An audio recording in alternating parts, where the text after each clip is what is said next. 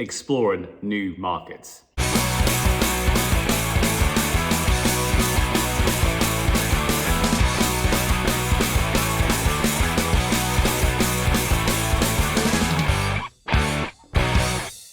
Hey, what's up guys? Hope you're all well. So this week's video is all about markets and more precisely exploring new markets. Now, if you've been watching my videos for the last year and a half, you will know one of the things that I think is most important to any strategy, not just property, is understanding the market, what the market wants, and building and refurbishing to what it will pay a premium for. And one of the main reasons for this is not by accident. I come from a marketing background and I know only too well when you are trying to sell something which is a great product, looks great, does everything, but it's at the wrong market. And adapting the same sort of strategy to property has helped me deliver a great result in my local market and start to innovate in what I think is the growing part of the market, which enables me to stay ahead of the copycats and the competition, and more importantly, keep my prices high. But eventually,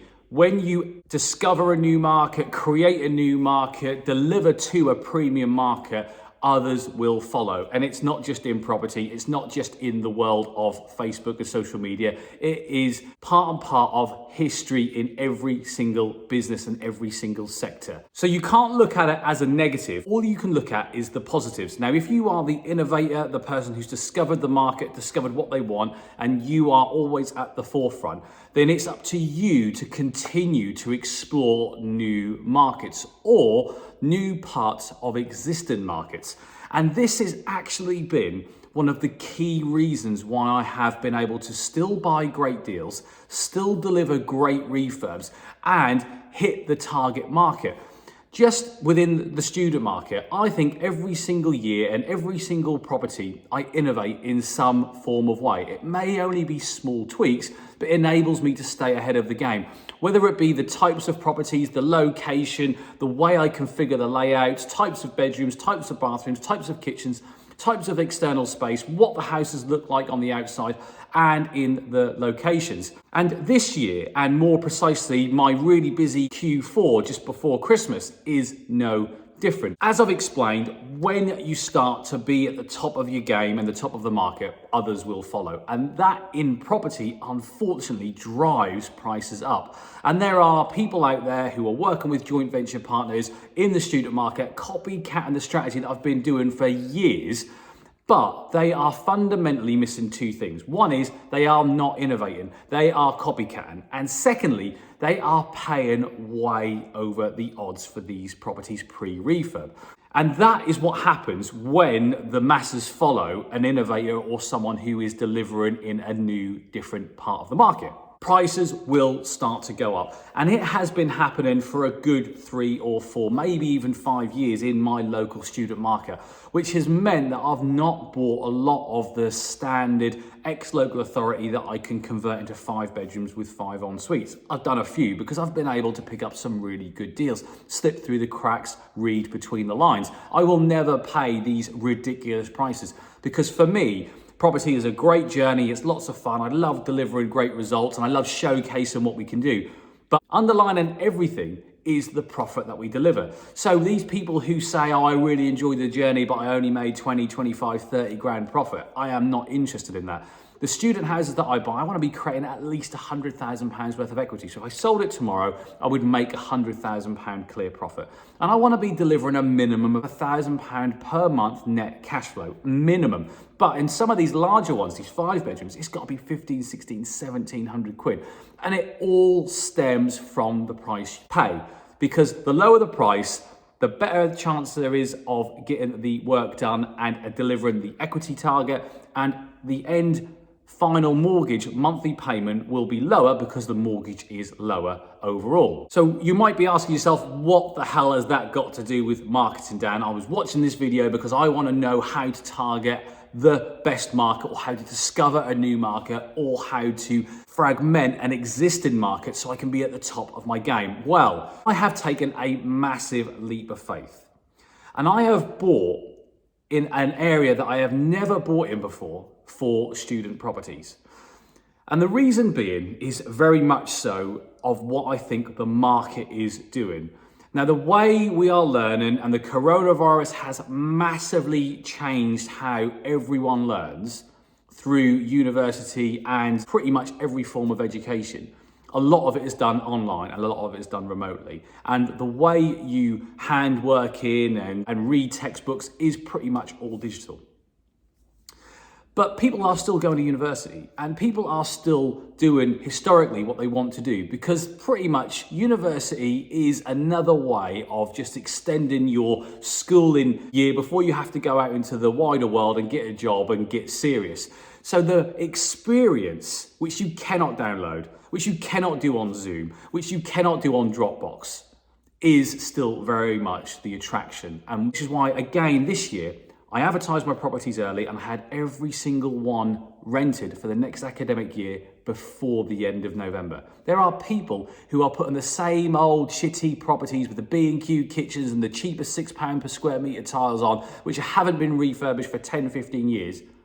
And they still are charging a lot less rent and they are still not renting them. That shows me that people are prepared to pay a premium for a premium product which delivers exactly what they want to do. Now, as we move further ahead within the market, things will need to change quicker. But one of the key things which I think has changed, and it did change about 10 years ago when I first started, and it moved back to being much, much closer, is location. And I think location to deliver a better product is actually now the thing that flips on its head. So I took a risk and I bought a really nice detached property outside of any location that I ever bought in before for the student market. And I've already rented every single house that I've currently got, and I've already rented every property that's under refurbishment. So I had nothing else to give. But because I was delivering a premium product, I kept the adverts on because I wanted to see the appetite for these properties as we move into the post-Christmas market. And as I expected, the inquiries still kept coming through. And I'm not delivering properties that I want, I'm delivering what the market wants. So as a test, I put one of these properties that I bought in the absolute test location before I'd even laid a brick, before we'd even taken the first roll of wallpaper off the walls, before we'd even ripped the kitchen that had been in for 50 years out. I put that location and the pictures on, and the pictures of what it will look like, because I have a rinse and repeat model: kitchen, bathroom, carpets, colours on the wall, furniture, etc. And no word of a lie, I could have rented that property 10 times over. In a secondary location for the same premium price that I charge, because of the offering that I am delivering to that market. So I believe I've discovered a new part of the premium end of the market.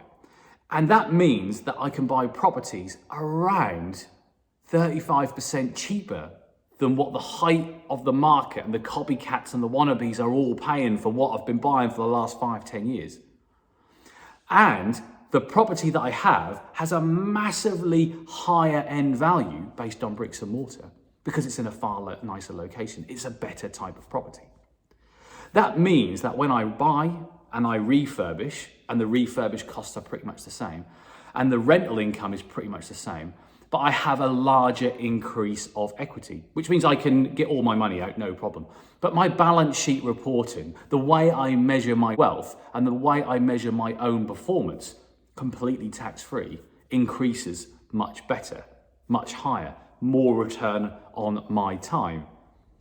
And I guess the reason for saying this is because I am a big believer in it's not what you do, it's how you do it. So I can tell everyone how and what I do. And they may go and try and rinse and repeat. But what I have is the innovative experience in multiple markets. So I can keep innovating, and it's now proven again to be successful. And I'm happy to tell anyone how I do it, which is what I'm doing now with you. Because hopefully, for every 10 people watching, only one is local who wants to copy. The other 9 are around the world and around the country. And I am helping you trying to discover new local markets or new parts of existing markets. And how you innovate is by trial and error and testing the market. And as you test the market and it does really well, you expand on it. Ensuite rooms, no living room, was very successful for me. We expanded on it. TVs on the walls, better quality of kitchen, better quality of bathroom finishes. They will pay a premium for these products. And now, as we move into better locations, bigger rooms, bigger houses, better houses for student accommodation, we can charge the same, but it's in a secondary location because the way the market is shifting and moving. And I think that's really, really powerful for any market that you're looking in, and not just property. So if you are in a geographical location where you're either ahead of the game or you're in a market, but there is lots and lots of competition, think about how you can innovate. And don't think about how you can innovate for what you want. Think about how you can innovate for what the market wants and what it's going to do in the future. Don't just think about what it's doing today or in 12 months' time. Think about what it's going to be doing in 3, 4, 5 years' time. Technology is massively changing how things move, not just within students, but professional HMOs, people working from home. Is that a massively different driver that you could potentially offer in that market to cater for people who will be working from home in much more luxurious types of accommodation? Who would they pay a premium for it? Office space, registered addresses, remote workings, all of these things are part of the investment strategy. And are all things to consider. But if you are in a market and you are really struggling to innovate or find a gap, drop me a DM on Instagram or leave me a comment below. I'll be more than happy to help. But as always, try and think of it on your own, because when you develop the skills and the mindset to continue to innovate and give a growing market what it wants, you will be able to adapt it to absolutely anything. So I hope you found that really useful, and I hope you found the content rich, but that's it from me. I'll catch you all on the next video.